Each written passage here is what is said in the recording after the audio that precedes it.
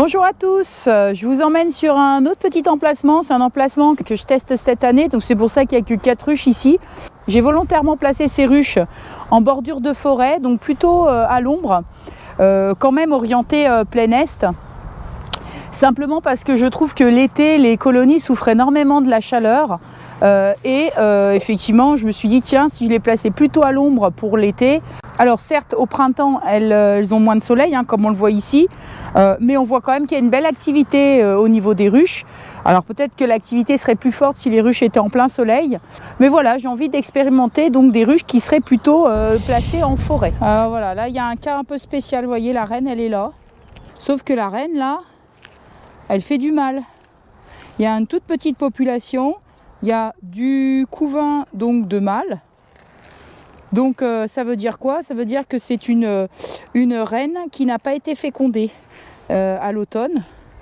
Il y a dû avoir un remérage dans celle-là parce que c'était effectivement elle est non marquée, donc c'est que je ne l'ai pas vue. Il y a dû avoir un remérage tardif de cette reine qui était de 2019. Donc la reine est née, voilà, elle est là, on la voit la reine. Mais on voit qu'elle d'ailleurs elle a un abdomen assez peu développé. Elle est certainement encore vierge. Et le problème, c'est que là, elle pond du mâle, quoi. Donc du coup, ça, c'est une colonie qui est condamnée. Donc il va falloir tout simplement que je tue la reine. Je secoue les cadres devant les autres ruches pour que les abeilles, en fait, puissent renforcer les autres colonies. Mais ça sert à rien de garder ça, malheureusement. Voilà, ça, c'est une reine qui n'a pas été fécondée. Voilà. Triste, mais... Voilà, c'est pas une colonie qui va partir. Donc ça, je vais la tuer, la reine. Et puis je vais secouer cette colonie. Je vais bien les enfumer pour qu'elles se gorgent de miel. Et puis je vais secouer tout ça, ça sert à rien. Autant que les abeilles se rendent utiles sur d'autres ruches et trouvent une nouvelle mère. Allez, on enfume.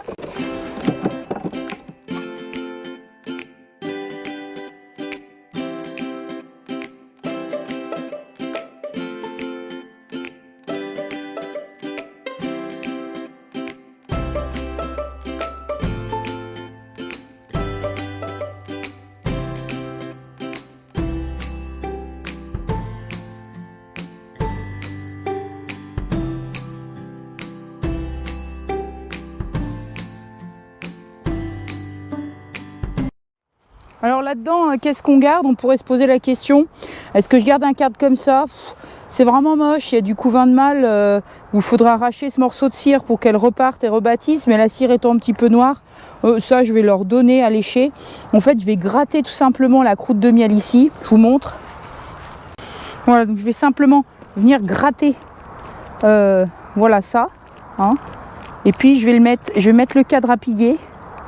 Et ça va être léché en moins de 24 heures, ça, il n'y aura plus rien. Donc là, comme demain, ils n'ont pas prévu qu'il pleuvait, je pourrais simplement récupérer mon cadre demain.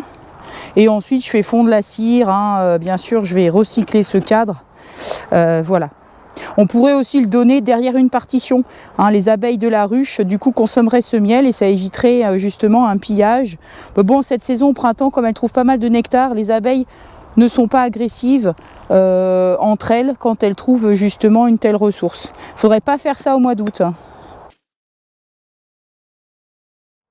Alors ce cadre-là, il est moche. Pareil, il est un petit peu... on voit que c'est un cadre qui a servi à faire du couvain de mâle. La cire est vraiment mal bâtie ici. Donc ça, c'est quelque chose que je vais gratter et que je vais pouvoir aussi donner aux abeilles. Et puis je vais faire fondre ce cadre. Moi, j'aime bien quand même leur donner le miel. Je ne jette pas les cadres qui contiennent encore du miel.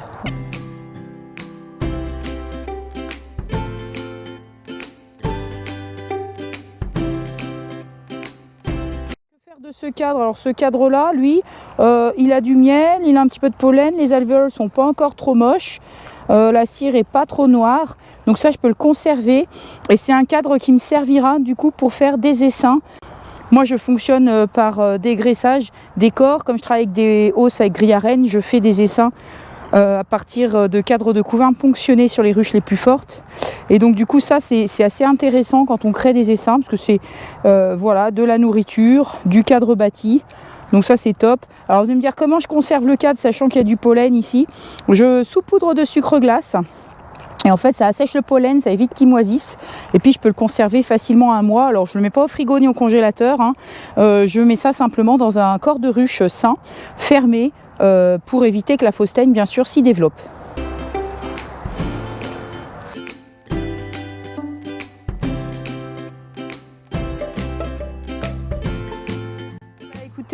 Merci à tous déjà pour tous vos commentaires pour ma vidéo de printemps. C'était du boulot, hein. J'avais 2 heures de film, donc du coup je me suis dit non, je vais pas faire une vidéo de 2 heures, au secours. Donc effectivement j'ai bien galéré sur le montage pour essayer de tout vous montrer. On oublie toujours des choses, hein. Changement de plancher, il y en a qui me l'ont rappelé, c'est vrai, je l'ai pas dit. Moi je l'avais fait en fait début mars, parce que c'est pas un truc en fait qui refroidit vraiment la colonie de changer le plancher. Quand il y a un petit coup de doux en fait en mars, on peut le faire. Voilà, il y en a qui m'ont conseillé aussi de gratter pour stimuler un petit peu la ponte, gratter le miel, vous savez, dans les cadres, qui sera un peu du vieux miel, pour booster en fait la ponte de la reine. Merci à ceux qui ont pensé à ça, hein. C'est une bonne idée et je vais la pratiquer sur les prochaines ouvertures de ruches quand je verrai une ruche un peu moyenne. Bon, et bah écoutez, merci encore à tous et je vous dis à bientôt pour une prochaine vidéo. Salut!